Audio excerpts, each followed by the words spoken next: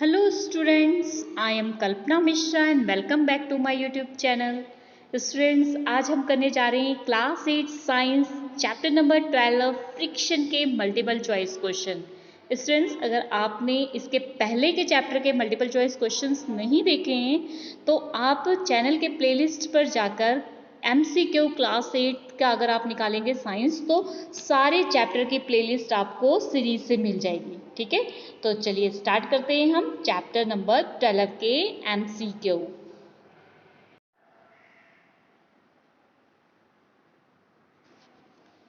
Question number 1, friction is a non contact force, B contact force, C magnetic force, D electrostatic force. तो right answer इसका क्या है? Right answer है contact force. Friction क्या होता है? अगर हमारी ये यहाँ पर फ्लोर है, ठीक है, इसके ऊपर अगर हम बॉल को इस तरीके से धक्का दे रहे हैं तो बॉल आगे जा रही, तो इनके बीच में जो फोर्स लग रहा है उसे क्या बोलेंगे? फ्रिक्शन। ठीक है, तो वो कब आया फ्रिक्शन? जब दोनों चीजें बॉल और सरफेस दोनों आपस में क्या आए? कांटेक्ट में। ठीक है, चलिए next question number 2, which of the following produce least friction? कम फ्रिक्शन कौन इसमें से प्रोड्यूस करेगा? A sliding friction, B rolling friction, C composite friction and D static friction. तो राइट आंसर इसका क्या है? राइट आंसर है रोलिंग फ्रिक्शन।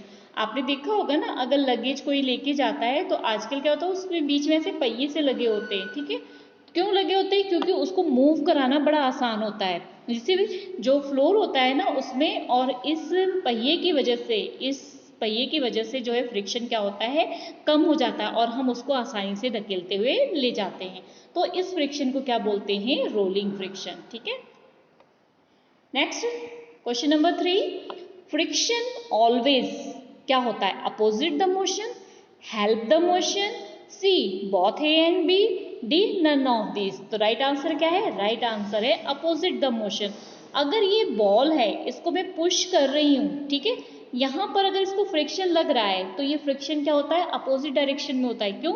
ये फ्रिक्शन जो है इस बॉल को रोकने की कोशिश कर रहा है। अगर बॉल आगे जा रही है तो फ्रिक्शन उसको क्या कर रहा है? अपोजिट डायरेक्शन में लग के उसको रोकने की कोशिश कर रहा है। तो इसका आंसर क्या है? A. Next question number 4, friction can be reduce by using. हम इसमें से क्या यूज करके फ्रिक्शन को कम कर सकते हैं? A oil, B grease, C powder, D all of this. तो राइट आंसर क्या है? राइट आंसर है ये तीनों ही सही है, इसलिए हम क्या लिखेंगे? All of this. जैसे हम ऑयलिंग कर देते हैं किसी भी चीज में तो उसमें आवाज दरवाजे में आती है ना फ्रिक्शन की वजह से, या मशीनों में फ्रिक्शन की वजह से मशीनें खराब होती, ऑयलिंग कर देते हैं, ग्रीस लगा देते हैं तो हम उसको इजीली चला सकते हैं। कैरम बोर्ड पे आपकी गीटियां जब आगे नहीं सरकती हैं तो आप क्या करते हो? पाउडर डाल देते हो ना, जिससे फ्रिक्शन क्या हो जाता है? कम हो जाता है। इसलिए क्या है? All of these. Question number 5, static friction is less than. Static friction किससे कम है? स्टैटिक फ्रिक्शन मीन्स किसी भी चीज को सीधे सीधे लेके जाना, तो उनके बीच में जो फ्रिक्शन है वो कैसा है? स्टैटिक है। तो A sliding friction, B rolling friction, C both A and B, D none of this. तो राइट आंसर क्या है? राइट आंसर है सी। देखो, अगर किसी चीज को आप सीधे सीधे घसीट रहे हो, या फिर ऐसा स्लाइड पे घसीटोगे, या फिर उसके नीचे पहिया लगा के घसीटोगे, तो किसमें सबसे ज्यादा प्रॉब्लम आएगी? इसमें आएगी ना।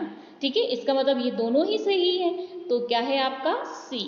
ठीक है, next question number 6, whenever the surface is contact and the move with the respect of the each other, the force of the friction come into play। अगर कोई ऑब्जेक्ट आगे आगे आगे आगे क्या कर रही है? मूव कर रही है, तो अब आपने बताना है कौन सा फ्रिक्शन उसमें काम कर रहा है? Only if the object are solid, object जब सॉलिड हो। Only if one of the two object is liquid, अगर ऑब्जेक्ट लिक्विड है। Only if one of the two object is gases, और irrespective of the whether the object are solid, liquid and gases। तो right answer क्या है? Right answer है D. इसमें क्या हो सकता है? अगर फ्रिक्शन जो है प्ले कर रहा है तो कोई भी हो सकता है, सॉलिड भी हो सकता है, लिक्विड भी हो सकता है और गैस भी हो सकता है। ठीक है, question number 7, To sharpener the blade of a knife by rubbed if against a surface, which of the following will the most suitable? Sharpener के जो ब्लेड है, जो उसकी नाइफ है, उसको अगर हम किसी के अगेंस्ट सरफेस पे रगड़ेंगे तो क्या सुटेबल होगा? A stone, B plastic block, C wooden block, D glass block. तो इसमें से हर एक चीज कुछ ना कुछ डैमेज हो सकती है, तो इसमें से राइट आंसर क्या है? स्टोन। स्टोन के साथ हम उसे रब कर सकते हैं। Next question number 8, the shape of an aeroplane is like. Aeroplane की शेप कैसे होती है? डॉग के जैसे, car, bird, all of this. तो राइट आंसर क्या है? बर्ड। बर्ड के जैसी होती है ना, तभी एरोप्लेन जो बर्ड है की तरह क्या होता है? उड़ता है। ठीक है, चलिए next question number 9, friction is foe friend, C both A and B, D none of this. तो राइट आंसर क्या है इसका? राइट आंसर है सी। फ्रिक्शन जो है फ्रेंड भी है और फो भी है, हमारा दुश्मन भी है, हमारा दोस्त भी है। देखो अगर फ्रिक्शन नहीं होगा हम जमीन पे खड़े नहीं हो पाएंगे, ब्लैक बोर्ड पे चौक से लिख नहीं पाएंगे, पेन से लिख नहीं पाएंगे। फ्रिक्शन की वजह से ही हम ये सब करते हैं। अब फ्रिक्शन की वजह से मशीनें भी खराब हो जाती है, ठीक है, टायर भी घिस जाते हैं। तो हमारा वो फ्रेंड भी है और फो भी है, तो राइट आंसर क्या है? C. Question number 10, friction due to fluid is called force, pressure, friction and drag. तो राइट आंसर क्या है इसका? राइट आंसर है ड्रैग। जो फ्रिक्शन जो होता है वो किस पे डिपेंड करता है? ड्रैग पर, मतलब उनके बीच में कितना तनाव, कितना खिंचाव, कैसा सरफेस है, उस पर डिपेंड करता है। ठीक है, next question number 11, which of the following is not a smooth surface. इसमें से किसका सरफेस स्मूथ नहीं है? A surface of wet soap साबुन, ठीक है, और B surface of tyres, C glazed tile, D surface of mirror. तो राइट आंसर क्या है इसका? देखो इसमें से आपको बताना है नॉट स्मूथ सरफेस, ठीक है, तो राइट आंसर क्या है? Surface of tyre. टायर को आपने देखा है ना, इसमें कैसा होता है? ऐसे उबड़ खाबड़ सा बना होता है ना, कुछ ऐसे सा, समझ जाना, ठीक है, कुछ ऐसे सा होता है ताकि वो रोड पे अच्छे से चल सके, नहीं तो क्या होगी? व्हीकल स्लिप हो जाएंगे। Question number 12, a toy car release with the same initial speed with the travel farthest on. देखो एक टॉय कार है, वो रिलीज हो रही है सेम स्पीड से, तब आपको बताना है ए मडी सरफेस है, बी पॉलिश्ड मार्बल सरफेस है, सी सीमेंटेड सरफेस है, डी ब्रिक सरफेस है। तो इसमें से किस सरफेस पे जो कार है वो आगे उसी स्पीड से भाग सकती है?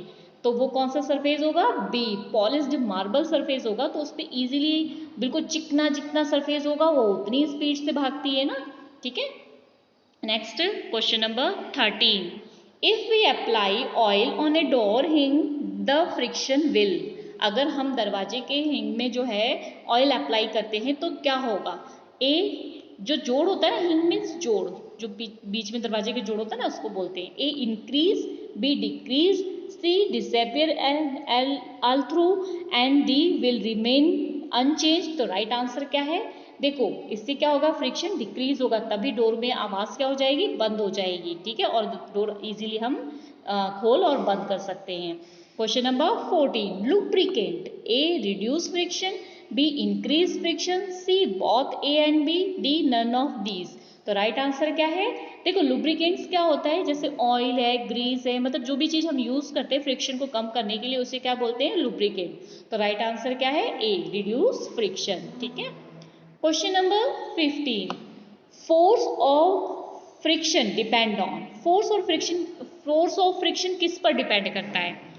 Roughness of surface, smoothness of surface, inclineness of surface, D all of this. तो राइट आंसर क्या है इसका? राइट आंसर है ऑल ऑफ दिस। हर एक चीज पे डिपेंड करता है कि चाहे वो रफ सरफेस हो या स्मूथ हो या ढलान वाली चीज हो, तो इन सब पे। तो राइट आंसर क्या है? डी। ठीक है, अच्छा अब सेम क्वेश्चन तो है कि force friction depend on, force friction depend on, पर इसके ऑप्शंस अलग है, इनके ऑप्शंस पे आपने ध्यान देना है। Force of friction depend on roughness of surface, weight, size, all of this. तो राइट आंसर क्या है इसका? All of this. क्यों?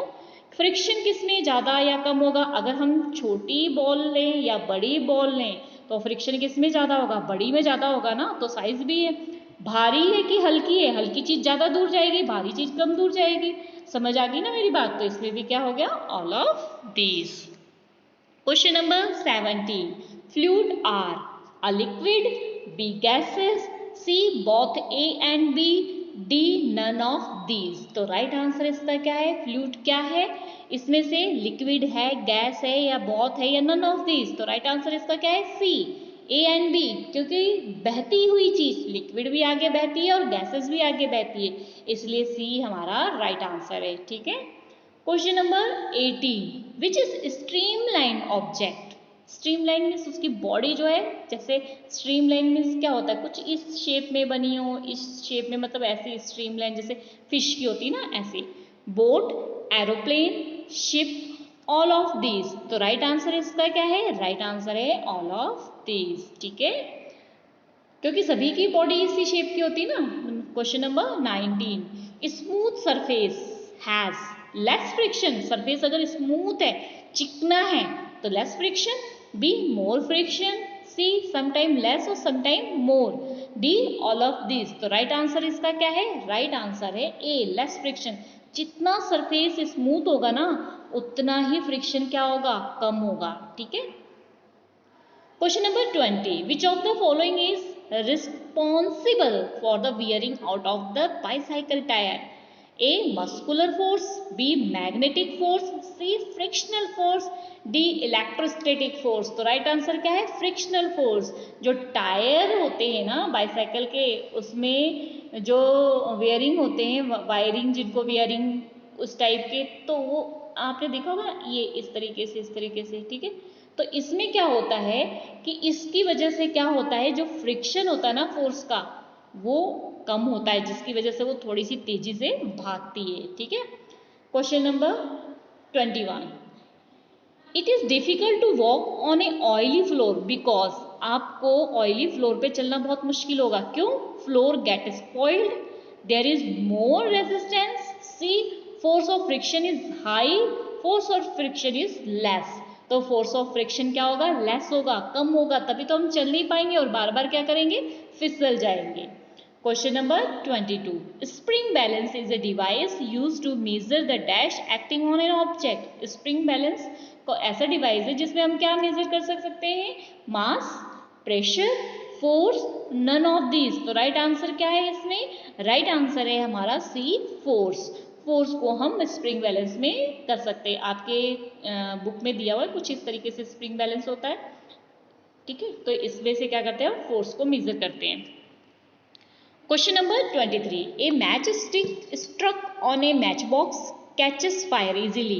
मैच स्टिक को अगर हम मैच बॉक्स के ऊपर क्या करते हैं? स्ट्रक करते हैं, तो वो इजीली फायर कैच कर लेती है. क्यों? A friction may cause fire. B of chemical reaction. C force heating the match stick and D none of this. तो राइट आंसर इसका क्या है? राइट आंसर है A, friction may cause fire. Friction की वजह से क्या आ जाता है? आग पकड़ लेती है. जब पुराने जमाने में आपने पढ़ा है ना, जो आदि मानव थे, अर्लियर मैन, वो आपस में पत्थरों को रगड़ के फ्रिक्शन लाके क्या किए थे? उन्होंने आग की खोज की थी. ठीक है. Question number 24. Tyre are treaded to look good, increases friction, increases its longevity, D increases weight of the tyre. तो राइट आंसर क्या है इसका? राइट आंसर है बी, इंक्रीजेस फ्रिक्शन. टायर को अगर बिल्कुल प्लेन टायर होगा तो उसमें फ्रिक्शन क्या होगा? कम होगा, और जिसकी वजह से वो इतनी तेजी से भागेगा ना कि आप उसको रोकना बहुत मुश्किल होगा. इसलिए उसमें क्या किया जाता है? थोड़े से ट्रेडेड बनाए जाते हैं, जिसकी वजह से उनमें फ्रिक्शन क्या होता है? ज़्यादा हो जाता है. ठीक है. ओके स्टूडेंट्स, आई होप ये एमसीक्यू आपको अच्छे से समझ आ गए. तो प्लीज़ वीडियो को लाइक ज़रूर कर देना. चैनल पे नए व्यूअर हैं तो चैनल को सब्सक्राइब कर देना. मिलते हैं नेक्स्ट वीडियो में. तब तक के लिए बाय बाय.